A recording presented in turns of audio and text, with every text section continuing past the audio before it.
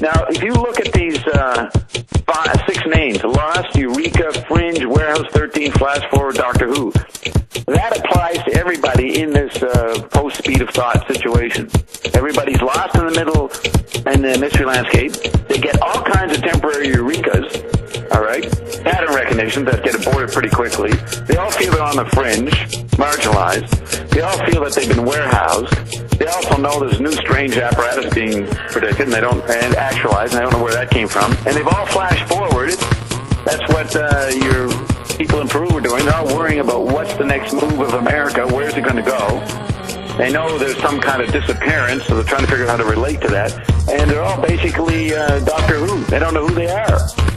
You see, the mind can get insights and patterns within this disappeared state.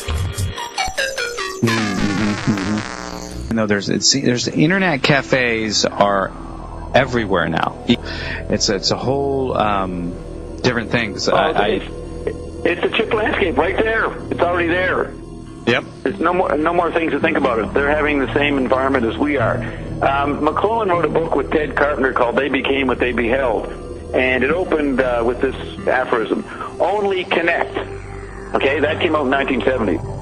However, that's not an appropriate aphorism today.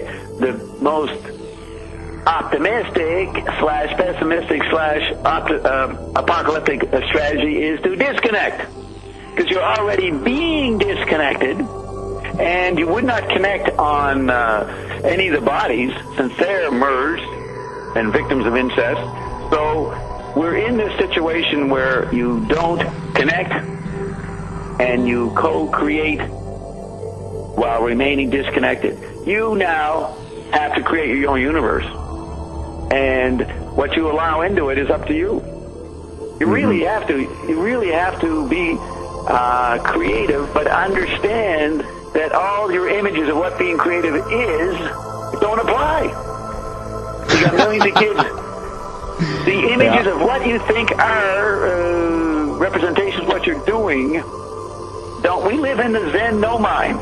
And this has been a breakthrough, but it's a disaster and creates the undead if they don't understand how to operate within it. And so you really are in a super meditative state. You don't have to meditate. You are already in a meditative state. Can you imagine when you pass on, James? You believe you survived death. You're probably in a very meditative state going through the bardos or something. You think you're adapting to the present as you move through the death planes. All right? That's where you are living today.